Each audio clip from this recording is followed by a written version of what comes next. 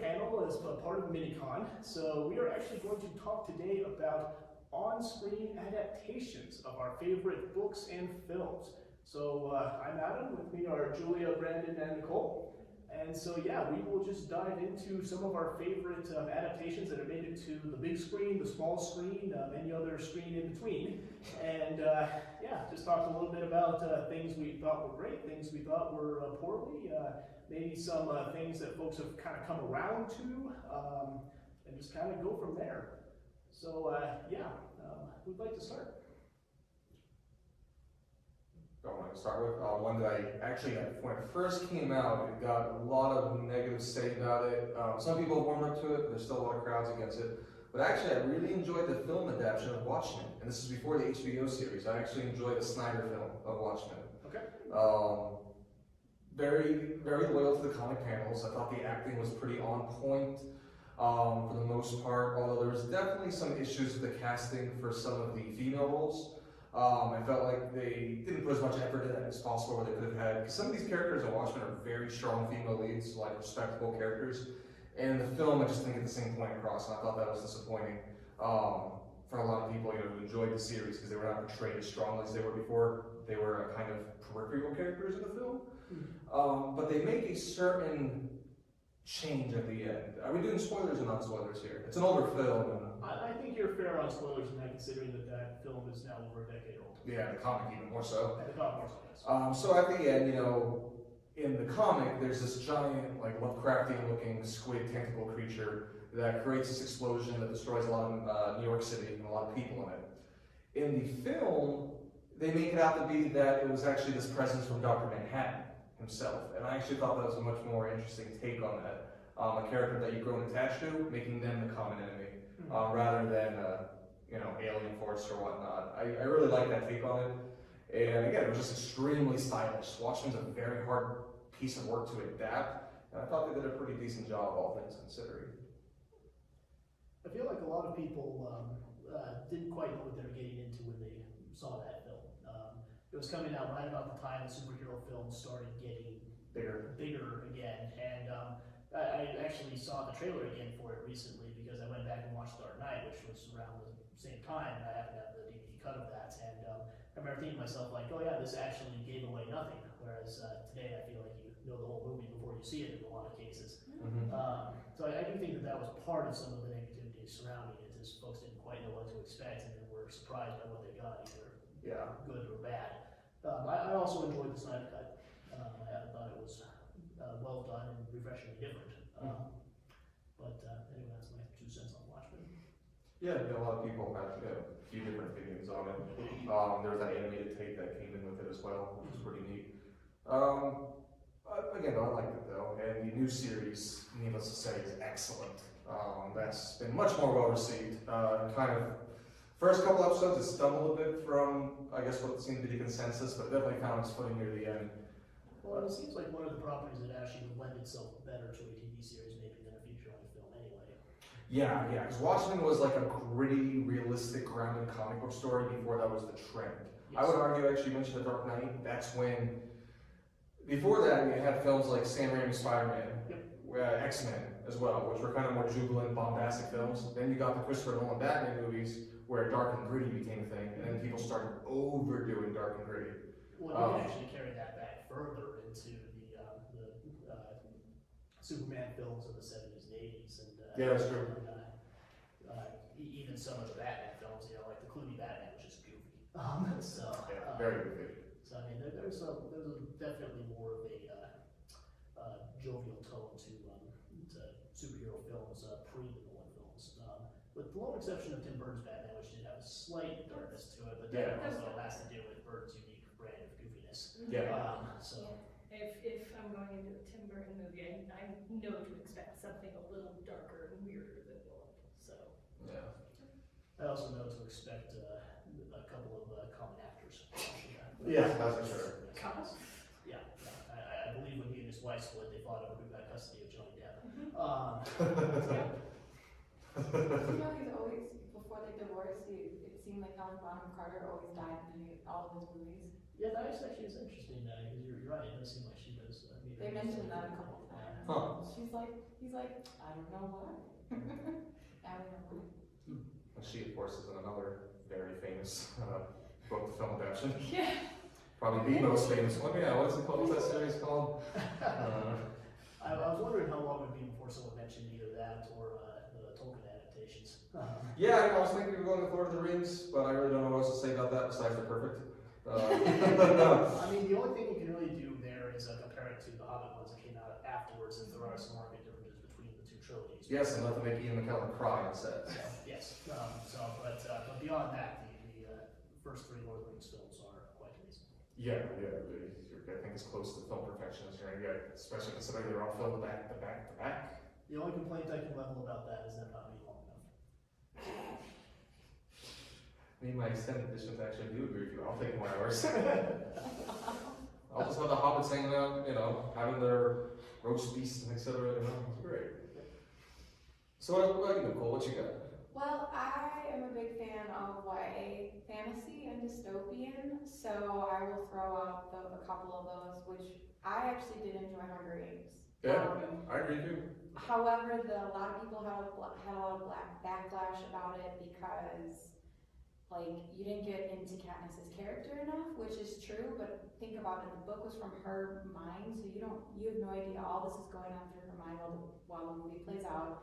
Not as gory as the book. They thought it was gory. I was like, no, the book was way, way more gory.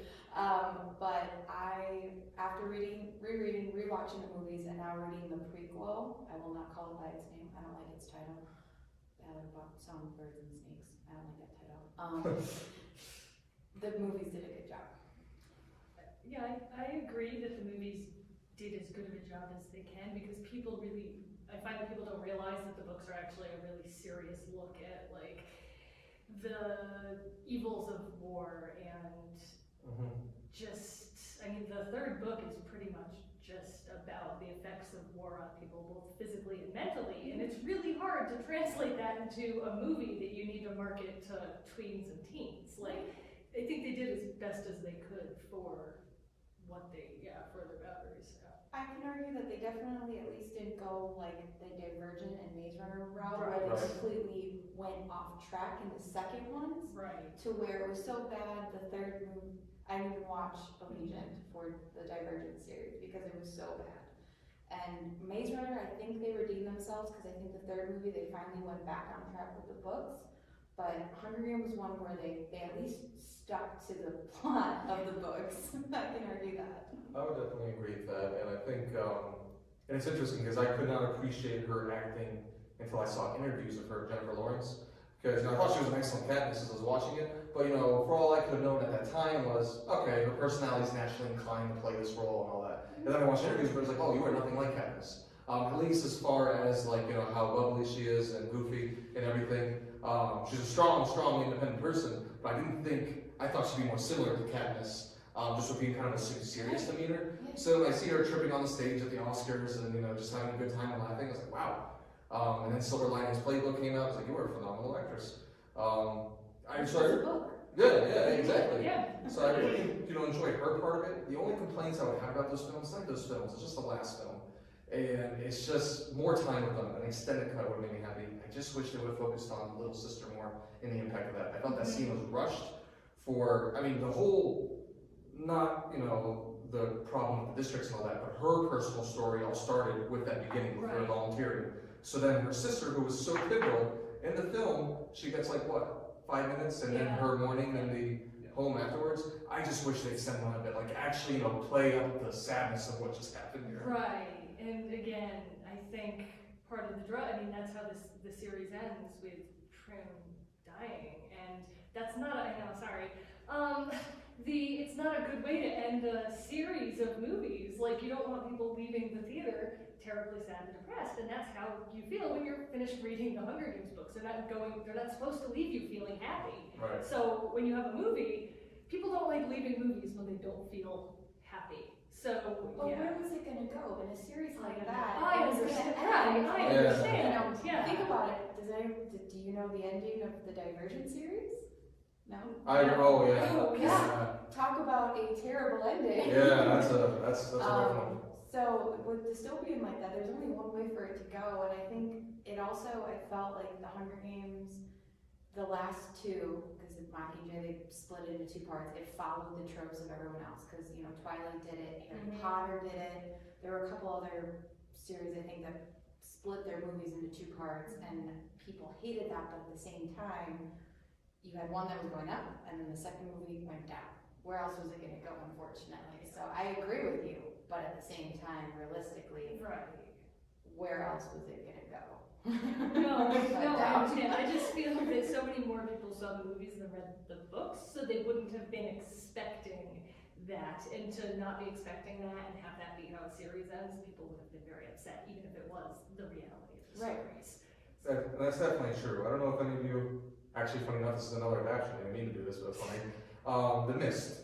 Have you all seen Stephen King's The Mist, the film? So I'll just say, ironically, Stephen King is not known for his happy endings a lot of the time. His ending in the book is actually much happier in the direction the film went with. The film ends on a very, very dire, depressing note. And I saw that in theaters. I thought it was excellent, because for me, I don't need to feel happy in the movie. You're right, though, the general public want happy. Right. They do, and I will not, ignore that fact. For me, I just want to feel, just make me feel strongly and make it genuine. And that movie was just, that hit me hard. But when the credits hit and I rolled and that final scene happened, all I could hear was angry, frustrated people around me, like your mainstream public. Critic reviews were excellent because they were, recognizing it as an artistic piece of work. But for people who came for escapism, they did not get that. They just went down a very, very dark path with that film. So you're right. You're absolutely right that they couldn't have done that movie and expect the box office numbers they got and everything. Well, I almost feel like the various King works that have turned into screen adaptations almost deserve their own discussion, since there are so many of them.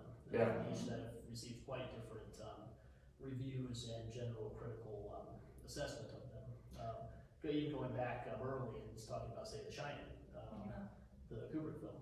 So that's a scenario where I seem to remember King being quite critical of that. Still is, yeah. Yes. As well as the general public rather enjoying that one. Yeah, no, I find that if you've read the book, you absolutely cannot stand the movie adaptation, but if you've only seen The Shining, you're like, oh man, it was so great. It was because you have nothing to compare it to.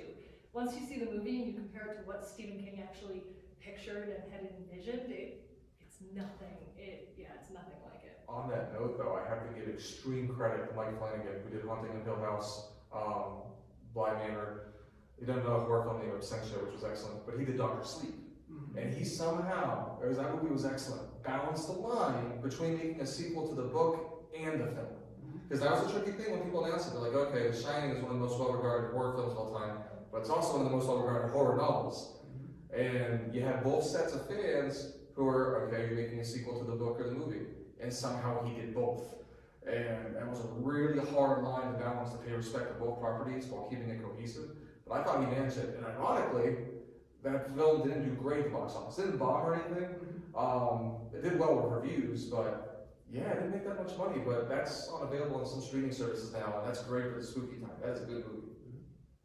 I agree with you wholeheartedly. I feel like that one got lost in the shuffle a little bit during its release. Because it came out a little bit after all the hype about It and It Part 2. Yes. Because that blew up $750 million for an R-rated film? It did very, very well. Yeah, that was a very good one. Julie, what you got for your screen adaptation? So I have some TV to movie, favorite book to TV. I personally really liked Good Omens. It's one of my favorite book to TV screen. Is that the one with Tennant? Is that the one with David Tennant? So it's based on the book Good Omens by Terry Pratchett and Neil Gaiman, and it's on Amazon Prime Video.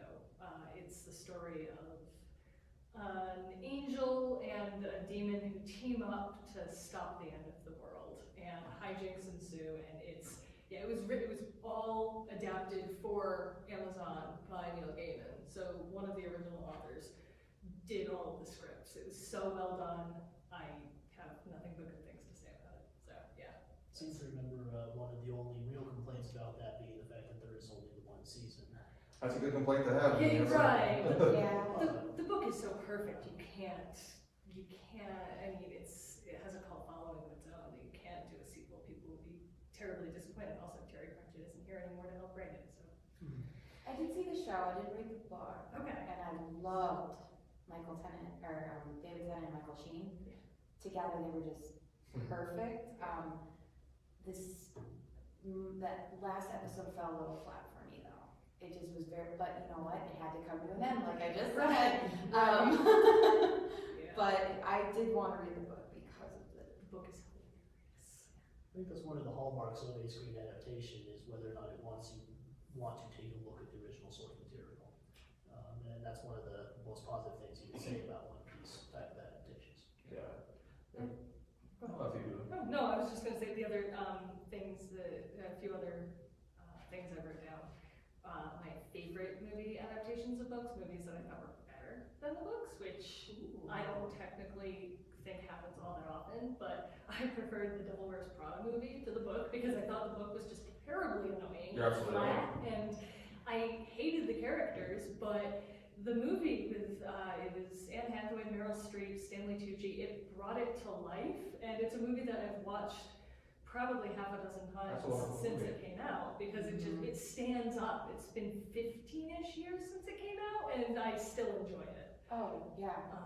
And another one was Gone Girl. I did not like the book, but the Oh, movie was man. so well done. Oh, That's an Italian Flynn. movie. That's, yeah. And part of what I liked about Gone Girl was that it ended the same, but when it was adapted, they changed some of the details of the movie so that while it went to the same place, you didn't actually know what was going to happen next. So that I really enjoyed. I need to comment on that. I do love the author, absolutely. I will say though, for me, I give the advantage to the film as well, but I actually have a different reason. It's a reason that only films can benefit from and literature cannot have. The soundtrack. I'm a massive fan of Trent Reznor, aka Nine Inch Nails, and he did the soundtrack for Gone Girl, which creates this absolutely foreboding, terrifying ambience. You were on the edge of your seat for the entire movie simply because of the soundtrack. Yeah, and that just brought the movie to a whole new level for me. Because I did read the book afterwards as well, and I enjoyed it, but it just didn't stick with me like the movie. Exactly. You mentioned books that you thought are movies are better than the book. One I feel that is for me clearly better, 100% better. Jurassic Park. I think Jurassic Park is a million times better than the novel that it's based on. And the same thing for The Lost World. Actually, some people's favorite character is Jeff Goldblum's character, Mr. Malcolm. He doesn't do so well in the novel. And he became, a breakout star of the films, but it was just so much more dry and on the science in the original novel. It didn't have the same charm and imagination of the films. And to this day, I don't think it's the best movie of all time, but I think Jurassic Park is my best theater experience ever. Nothing will ever replace me seeing that for the first time as a kid. And watching it now, it holds up, the effects hold up. The soundtrack. The soundtrack. The soundtrack. Once again, still- soundtracks. Yeah, Yes, right. it pulls everything together. You hear as they're coming over the hill, you see the dinosaurs. Yeah, exactly. Yeah, so. One of the things that often gets overlooked in people's evaluation of films is just how much of a difference that makes. Yeah. For me, it was from a slightly different perspective, and usually picking up an instrument and playing it later in the band, and because a lot of those were popular. Like when I got to high school, we did a Pirates show the very first year I was there, because everybody was doing that. Yeah. And it's a scenario where it resonates with you. It makes the overall film either much better or much worse. Yeah, absolutely. A lot of movies have spun out further, soundtracks alone. Social Network was not a huge one. No, that's not based on any kind of great adaptation or anything, but that had an amazing soundtrack as well. And again, That's Trent Reznor again. Yeah. So I think he won Oscars for both, if not, I know he won for the Social Network for the soundtrack, but I can't remember if he also won for Girl with a Dragon Tattoo or Gone Girl, but it was one of the two. So.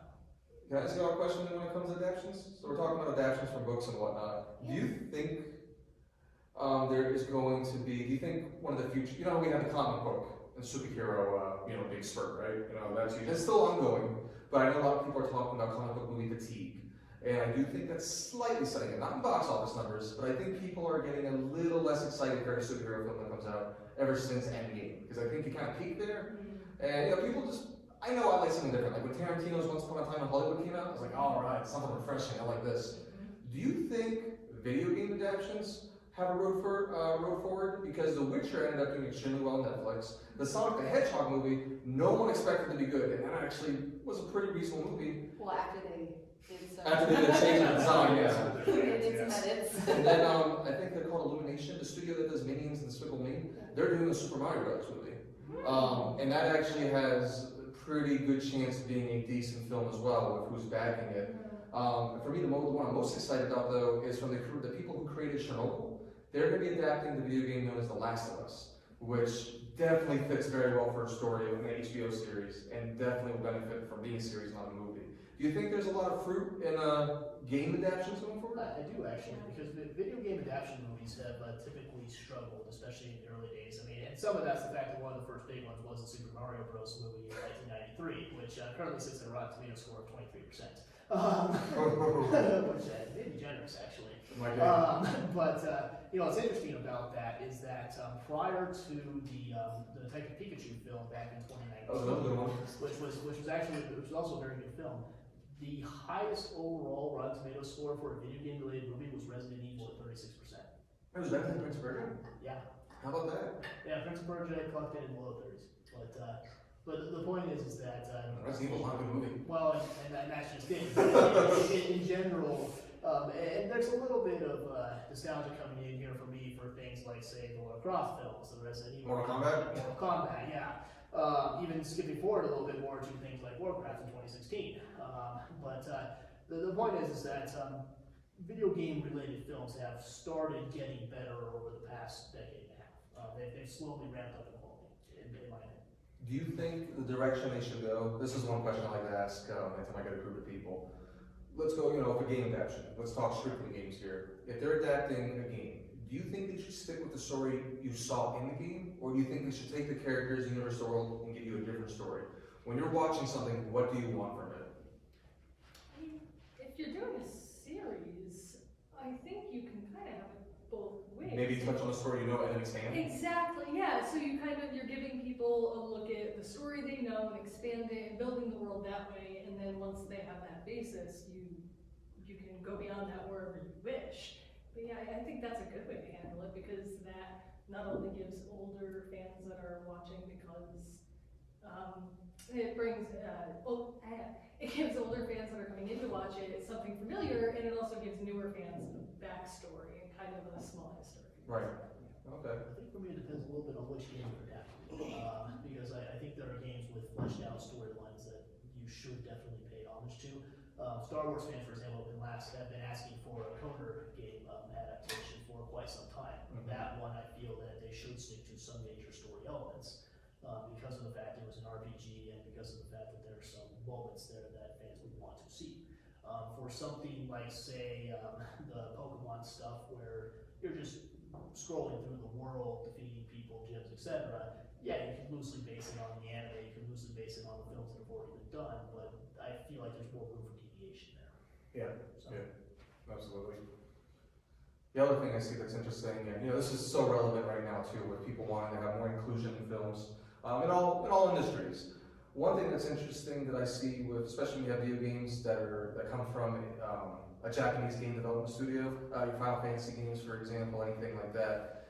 A lot of these characters, they don't have a clear portrayal of what you would say their race or ethnicity, nationality, or anything like that. They're usually in a fictional area, which is why I still think Falco, it's weird that Falco from the Star Fox video games has a Brooklyn accent. Like, how does a space bird have a Brooklyn accent?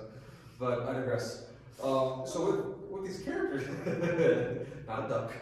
It wasn't something I'm worried about while I was doing barrel rolls. No, right. With these characters, though, I have people that come out when certain characters casted, they'll say, "Oh, that's not accurate representation." How do you accurately represent a character that's from a fictional race and species? That's tricky. I think that's one of the beauties of it, though, is that you do have some room there because of the fact that there is no set thing.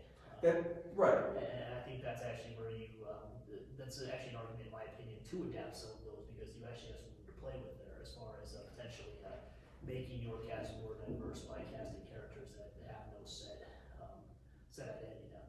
See, right. I think you should embrace that and have fun with that. I still, to this day, find it and saying, you all remember the backlash that came out when they casted the new mermaid for Little Mermaid? Yeah. Oh. And all I can say was, anybody who had problems with it, I just mentioned, mermaids are a fictional creature, right? Right. Like, it's not like, casting on an Elsa from a Scandinavian country differently. Ariel's a mermaid. Any actress can portray her. And I think it's wonderful. And now these little girls watching it, there's going to be a whole new audience that can say, oh, she looks like me. And they can feel great about that.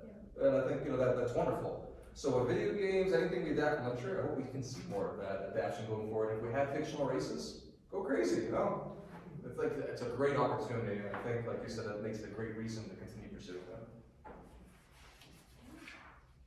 Subjects I feel strongly about. I like seeing it. We're working at kids so much in libraries and everything, and when I have these young kids coming up and they talk about these heroes from all fiction that they look up to, it means a lot to them. I want every kid out there to have somebody they can look up to and relate to. I think that's wonderful. Yeah. How about Adam? Yeah. Yeah. So actually, I mentioned a couple of them in there. So one of the one of the ones I would like to talk about actually is some of the more recent releases, like Text Pikachu and Sonic.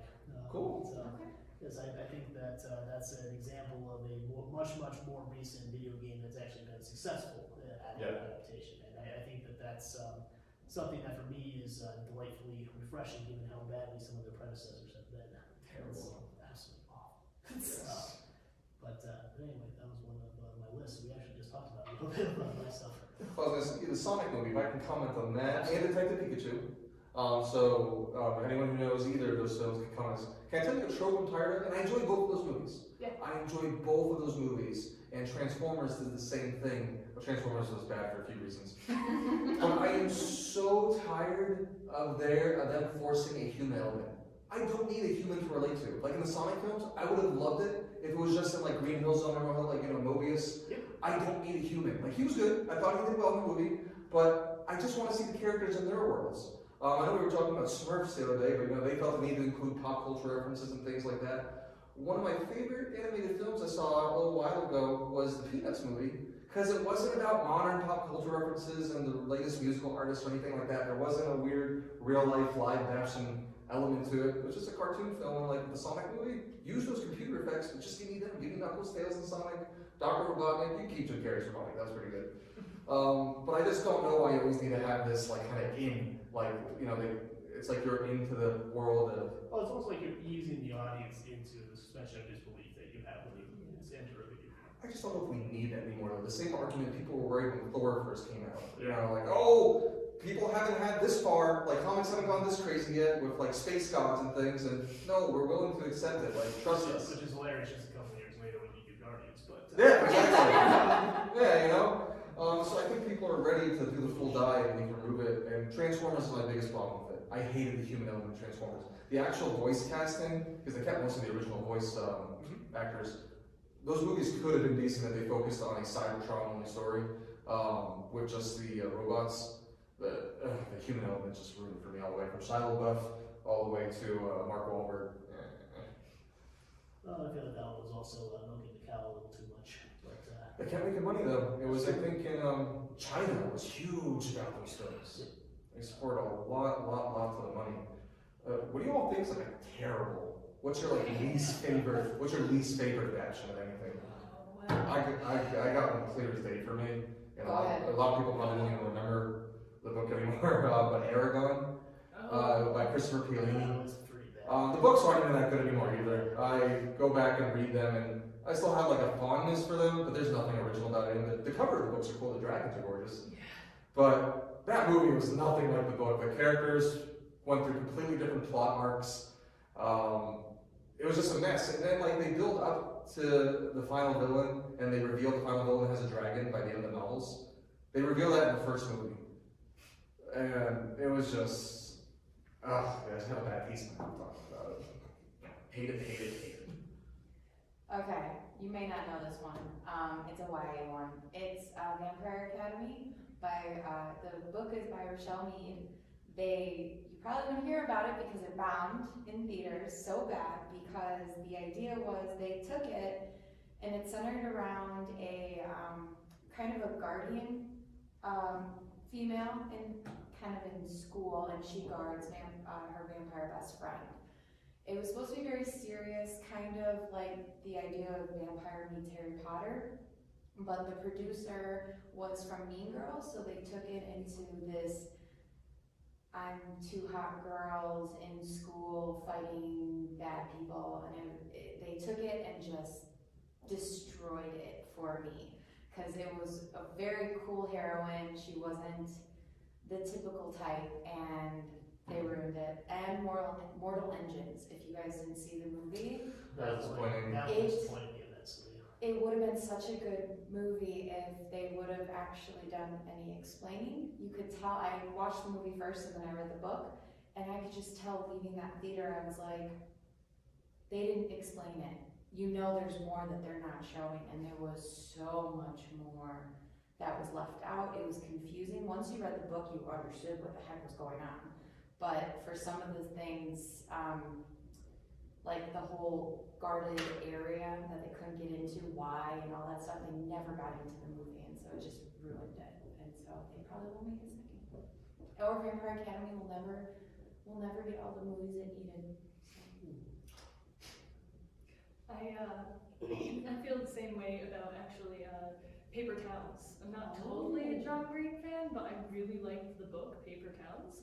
And the movie, the producers, the people that made the movie, they turned what was a semi-deep YA novel and they turned it into a whimsical teen road trip. And it just completely changed the whole point of the book. And it's like, why even bother adapting the book if you're going to change what the book is? So yeah, that's what I really did not like, and yeah.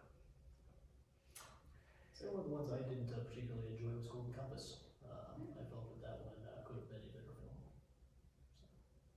Well, I feel like with a lot of these, there was that meme that said like if a person who reads a book was in the part of the filming process, they could slap them every time they went off script or off filter.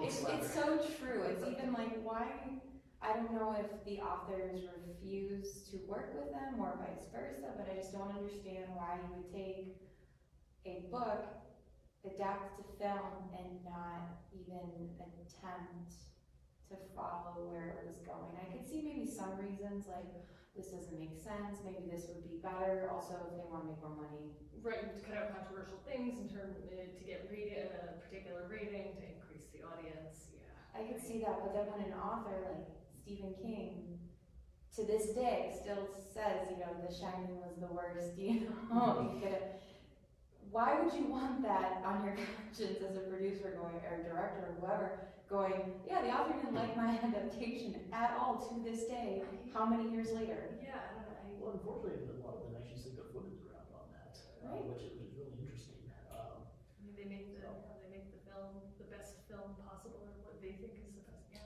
and just because their vision doesn't align with the creator doesn't. Alan Moore has not been happy with any adaptation of any of his work, so which is Watchmen, and then he has been he's also just a very angry man.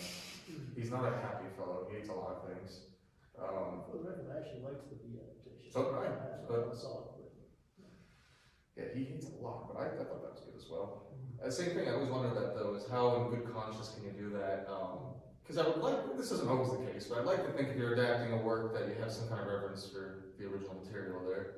I wonder if it's a conceit ever. Like some people just think I can do a better story than the original author. Well, might be conceit and reverence, and someone's idea of reverence for a director or a writer may not be the actual idea, or might not actually be what is considered reverent. Like their idea does not line up, might not line up with reality. Yeah. Well, I do think the conceit thing comes into play sometimes. I think the Fantastic Four reboot is actually a good example of that, where they actually did not read the comics when they were doing their script. I think that's deliberate. I can do a better job of this. All right. Anyway, let's switch gears a little bit. What about any property you would like to see made into an adaptation? Oh, that's hard. For me, it's hard because I will always, like, I can respect that when it's adapted to film, it may not always follow exactly what I want, because let's think about it. you can't have it follow every single minute detail because it's gonna turn into a 24-hour long movie. The casts, you know, when they envision some of these characters in their minds, it may resemble an actor, but it's like morphed into two actors in one. So you're never gonna get the right casting, you're never gonna get the right dialogue, you're never gonna get it all perfect. But Sarah J. Maas, if you're listening, I would love if you would do a Throne of Glass adaptation out of Maybe. If you're listening. Honestly, I don't know that, I kind of got my wish a few years back when Netflix adapted the series of Unfortunate Events. That was my favorite series when I was like in elementary and early middle school. And I hated the movie, hated it. It was so bad. And you try to cram 3 movies into 90 minutes, or 3 books into 90 minutes, and it was too much Jim Carrey. But the TV series, it was 3 episodes per book with 3 seasons, and they spent so much time on every single detail. So yeah, that made me very happy that it was redone properly. I feel like that's a good example of one where the format matters a little bit, where the source material just lends itself so much better to a TV series than to a feature film. Yeah. So. Well, I always wondered why they didn't do more book to TV show adaptations. Well, it's becoming more popular now because, I mean, it's more, people will enjoy staying at home and watching a TV show rather than, oh, I'm going to go out to the movies and pay $12 to sit in a chair and then go home. Like, people, TV lends itself to the format, because I look at it like, okay, so a book and a TV series, it's like a TV series, each episode is a chapter and each season is a book. Yeah. And so it's like with a movie, you're trying to cram all of these chapters into a tiny amount of time, and you have to cut chapters out of a movie, and so therefore the story's no longer going to make sense. So with TV series being episodic, it lends itself much better to books because it's basically just a visual book. Right. Yeah. Okay, so mine is actually, and I'll explain why, but mine can actually never happen. And I'll explain. And it's probably shocking, most people never guess this when I bring it up, but Calvin and Hobbes actually. I was a huge fan of Calvin and Hobbes, and this, you have to understand, is my ideal world where the perfect adaptation is made. Because Calvin and Hobbes actually has extremely touching philosophies and stories throughout it. A lot of people think it's just a children's comic. No, it hits on some really, really adult themes that stick with you. Mr. Watterson did a wonderful job with the story there. But there will never be an adaptation of it because you notice that there's no Calvin and Hobbes toys, there's no tons of merchandise. He never sold the merchandising rights, and he never gave anyone else the right to use his property for anything, because he never wanted his work to be tarnished. So I have to have an immense respect for that, because it means I've never gotten a bad film of it. But if there could be one made great or a series, I kind of imagine it's like a short 6-episode series where it just touches on 6 adventures of Calvin and Hobbes. I would really love to see that, just because that's such a childhood soft spot for me. I'd love to see it, but as of now, with the family rights, will never happen. But I'm kind of okay with that, because it means they can't ever ruin it either. It's sacred. Because the new Winnie the Pooh movie was atrocious. It's a difficult one to adapt anyway, partially because of the format, but also just, as you mentioned, the themes within it. Although if they could do just strictly the snow ones, I would be. With the snowman armies. Yes, the snowman armies. But I think my favorite one's the guy peering over the hill at the house and his dad. So one of mine, I've actually referenced earlier, is the Coder game. So I would love to see an adaptation of that. And I actually feel that's the direction Disney should have gone with the Star Wars stuff, is actually to the past rather than into the future. I think that would have produced, in my opinion, a more cohesive film, because at that point they're not bound by what happened before. That's one of the complaints leveled against the new films I actually think is a valid one, is as far as some of the references paid to the original series. And so that would be the one I'd like to see. I sunk a ton of hours into those games as a kid. So. Good choice, that's a very good choice. I actually thought of 2 more. Ooh, I don't need to, okay.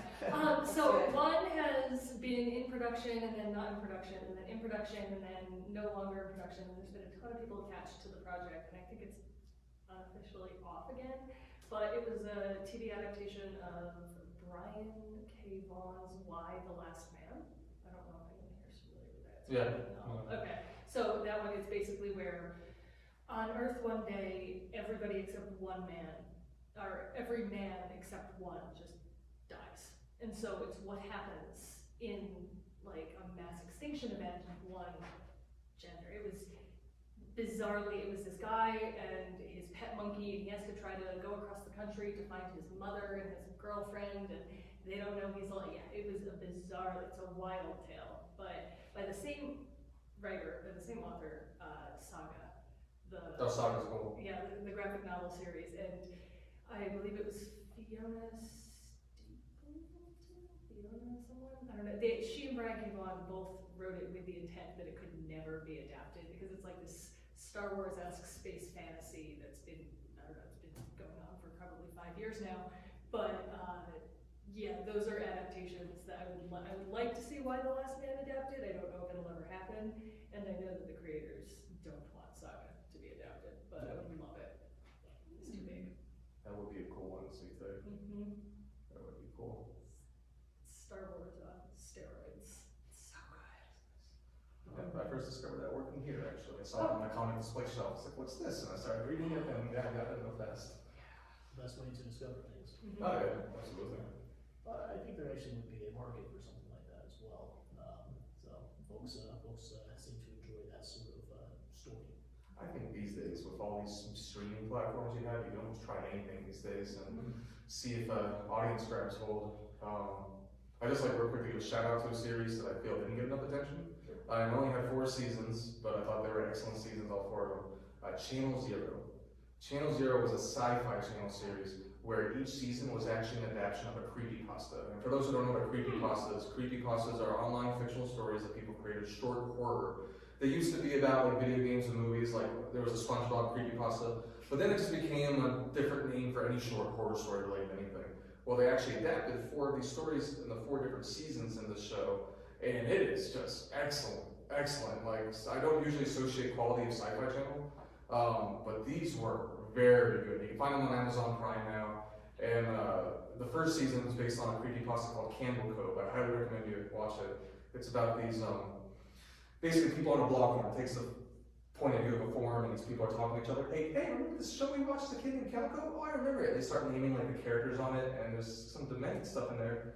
Anyway, it ends up with, they talk to the parents like, Mom, you remember when I watched Candle Cove? She's like, oh yeah, it was so weird you did that. What do you mean? Well, you just sit in front of the TV and be white static. But apparently there was all these kids all over the world watching the show they claim to see, but all these kids were just watching white static. And the show ends up taking that concept and expanding upon it in a really cool way. And it's actually scary. It's a scary TV show. So Channel Zero, if you haven't checked it out. And if you want to get spooked. Spooky Halloween? Oh yeah, it's spooky Halloween time. Well, not when this airs, but it was spooky Halloween time when we taped it. That's true. So are there other 2-screen adaptations that folks would like to see or talk about? We all know we enjoyed for the most part Harry Potter. You didn't say it, but Yeah, Harry Potter was a good series. it was good. Enjoyed that. Not so much Fantastic Beasts, but Harry Potter was cool. Well, Fantastic Beasts never really was an actual Yeah, screenplay. It's more of a spin-off that then started the book. Yeah. Yes, because I mean, they do have the textbook. But no, I thought that's actually how I got inspired to read the books. The first movie, my grandma had me and my cousins watch it, and I was like, oh, I want to watch this. And I watched it, and I was like, Mom, I need all 7 of them. No, great. at that point, I think there was only the first 3. Yeah, my mom bought me the first 3. Thanks, Mom. It's great. The movie can do that, get you into literature. It did. I'm hoping the same thing will happen for Denis Villeneuve's iteration of Dune. I'm really excited for that. He's made 2 other films I absolutely adore. Blade Runner 2049, which I think was an amazing sequel, and Arrival, which is one of the best alien movies I've ever seen in my life. So I think he's the right person to take over for Dune, and that's a very well-regarded novel. A lot of people have a love for the older film, which I have a soft spot for. It's fun, but I think this is actually a good way to really seriously take the literature seriously. So keep my eye on that one. I recommend that one, just based on the director's track record. I liked Arrival as well. It was one of those, I had no idea what I was going in to see. I just knew that everyone was raving about it and no one would tell any detail. They would just say, they were like, I can't tell you, you have to go see it. It's hard to explain anyway. It is, but that may have been part of why they were just like, just go see it. I'm not you'll understand later. But yeah, that was very good. It's like the tenant that I saw. I can't explain it to you. Oh yeah, Nolan's the movie. Yes. It was good? Okay, because, It was yeah. Inception times Right. 1,000. I can't even explain it to you because my brain still can't comprehend what Right, yeah. No, Yeah. I've heard you have to watch it a number of times to even begin. And I like that. I'm very excited to see it, but yeah. The actors had to commit a lot to it. They actually had to learn how to fight backwards, legitimately. And it's I was watching some behind the scenes footage of it. Christopher Nolan asked a lot of his people, but I mean, There's a lot in that movie. yeah, that is a complicated movie. Are there any, besides Dune, are there any book or whatever, 2 film adaptations that are coming out that you're most looking forward to?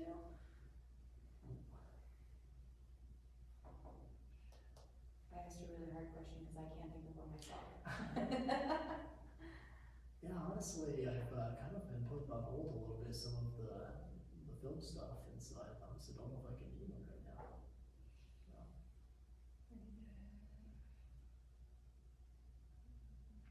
I mean, there could be ones that got delayed, who knows at this point. Right, and it's kind of like I've put that on hold, like, Right.